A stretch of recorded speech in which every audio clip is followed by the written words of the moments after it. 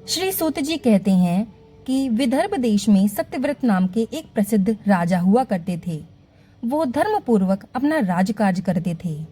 उनका बहुत सारा समय सुखपूर्वक बीत गया। एक बार शाल्य देश के राजा ने विदर्भ देश के राजा पर आक्रमण कर दिया। उन दोनों के बीच भयंकर युद्ध छिड़ा। दोनों पक्षों में बहुत सी सेना मारी गई और अंत में विदर्भ देश के राजा भी उनके हाथों मारे गए। विदर्भ देश की गर्भवती स्त्री ये सब देखकर बहुत दुखी होकर वन चली गई।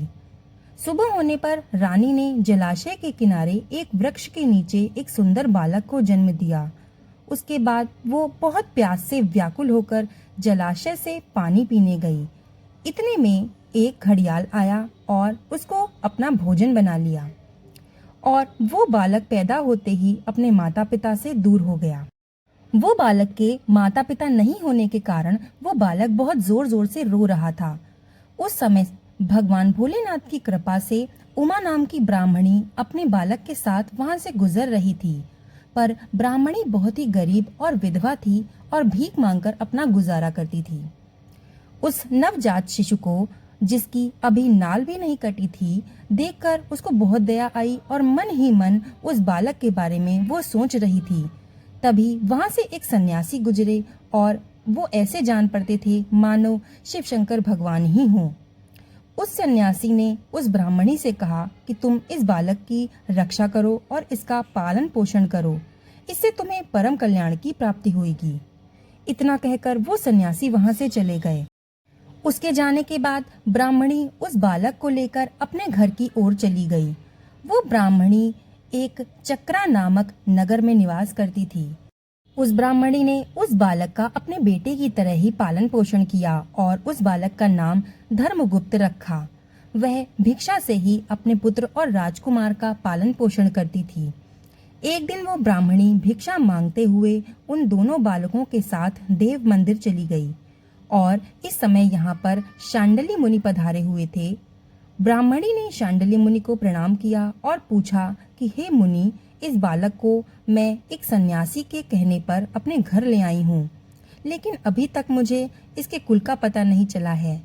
इस बालक का भी मैं अपने पुत्र के समान ही पालन पोषण करती हूँ। कृपया करके आप अपने ज्ञान चक्षु से देखकर मुझे ये बताएं कि ये बालक किस कुल का है, इसके माता पिता कौन हैं। तब मुनिवर ने कहा कि ये विदर्भ देश के राजा का पुत्र है।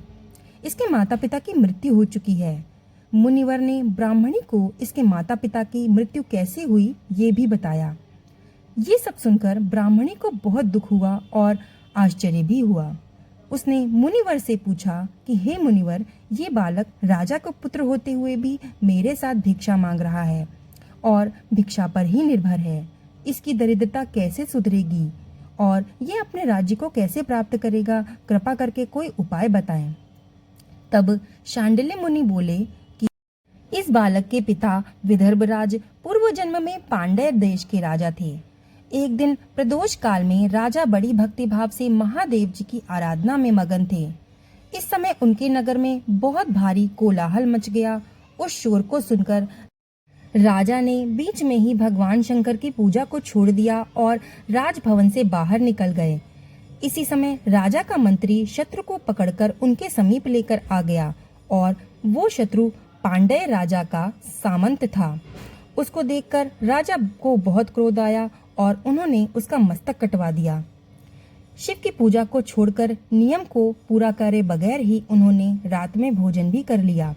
इस प्रकार राजकुमार भी पूजा करे बिना ही प्रदोष काल में भोजन करके सो गया। वहीं राजा अगले जन्म में विदर्भ राज हुआ और वही राजकुमार अगले जन्म में राजा का पुत्र बना। भगवान शंकर की पूजा में विघ्न होने के कारण शत्रुओं ने उस राजा को सुख भोग के बीच ही मार डाला। पूर्व जन्म में उसका जो पुत्र था, इस जन्म में भी उसका ही वो पुत्र है। भगवान शिव की पूजा का उल्लंघन करने के कारण इस जन्म में उसको दरिद्रता प्राप्त हुई। इसकी माता ने पूर्व जन्म में छल करके अपनी सौत को मार डाला था, इसलिए वह भी मृत्यु को प्राप्त हुई। हे ब्राह्मणी, तुम्हारा पुत्र पूर्व जन्म में ब्राह्मण था। इसने पूरा जीवन दान ही लिया था और यज्ञ आदि सत्कर्म नहीं किए थे, इसलिए इस जन्म में उसको दरिद्रता प्राप्त हुई। इसका निवारण ये है कि यदि ये दोनों बालक प्रदोष काल में भगवान भोलेनाथ की पूजा अर्चना करते हैं और व्रत के नियमों का पालन करते हैं तो साल भर में ही इनकी दरिद्रता समाप्त हो जाएगी और इनको राज सुख मिलेगा। इसके बाद ब्राह्मणी दोनों बालकों को लेकर अपने घर चली गई और 4 महीने के बाद एक दिन ब्राह्मणी का पुत्र नदी में स्नान करने गया। वहाँ उसे धन से भरा हुआ एक मटका मिला। वो उसे अपनी माता के समक्ष ले गया, जिसे देखकर माता बड़ी प्रसन्न हुई और उसने दोनों बालकों को धन आधा आधा बांट लेने को कहा।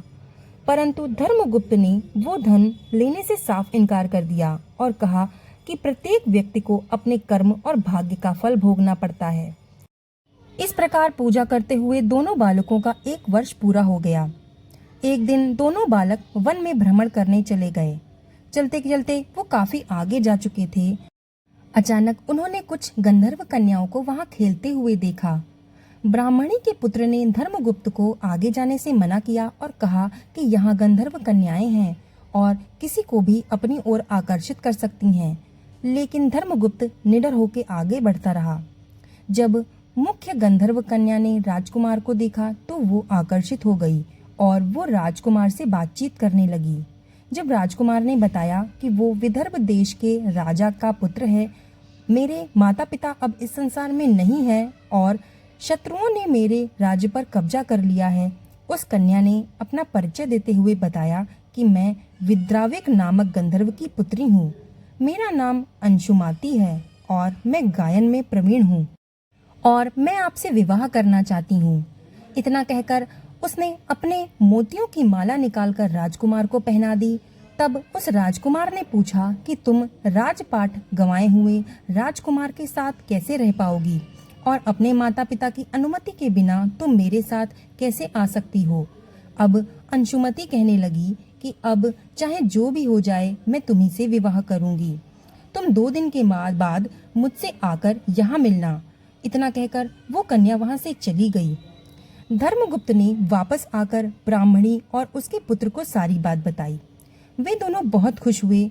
2 दिन के बाद राजकुमार पुनः उस वन में गया और उसने देखा कि अंशुमति वहां पर अपने पिता के साथ उसकी प्रतीक्षा कर रही है। तब उस गंधर्वराज ने राजकुमार से कहा कि वह शिवपुरी गया था। वहां भगवान भोलेनाथ और माता पार्वती ने उसे बुलाकर कहा कि धर्मगुप्त नाम का राजकुमार राज्य से विहीन होकर भटक रहा है। जाओ और उसका राज्य उसे प्राप्त करने में उसकी सहायता करो। मैं उनकी आज्ञा से अपनी पुत्री का हाथ तुम्हारे हाथ में दे रहा हूँ और तुम्हारा राज्य पुनः प्राप्त करने में मैं तुम्हारी सहायता करूँगा। और गंधर्व राज ने राजकुमार के साथ अपनी पुत्री का विवाह कर दिया और राजकुमार को अपनी पूरी सेना दे दी। उस सेना की सहायता से उसने अपने सारे शत्रुओं को समाप्त कर दिया और अपने पिता का राजपाट फिर से प्राप्त कर लिया और राजा बन गया।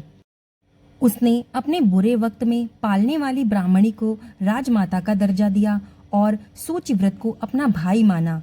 इस प्रकार नियमित रूप से प्रदोष व्रत करने से ब्राह्मणी और उसके पुत्र सूचिव्रत और धर्मगुप्त को धन धान्य व सुख समृद्धि प्राप्त हुई। श्री सूत जी कहते हैं कि जो मनुष्य प्रदोष व्रत कथा को पढ़ता व सुनता है उसे 100 जन्मों तक कभी दरिद्रता नहीं होती और अंत में वो भोलेनाथ के परम धाम को प्राप्त होता है। आपको ये कथा कैसी लगी हमें कमेंट में ज़रूर बताइएगा। वीडियो को लाइक कर दीजिएगा और अपने फैमिली एंड फ्रेंड्स में शेयर ज़रूर कर दीजिएगा। चैनल पर नए हैं तो सब्सक्राइब कर लीजिएगा। वीडियो पर अंत तक बने रहने के लिए आपका धन्यवाद।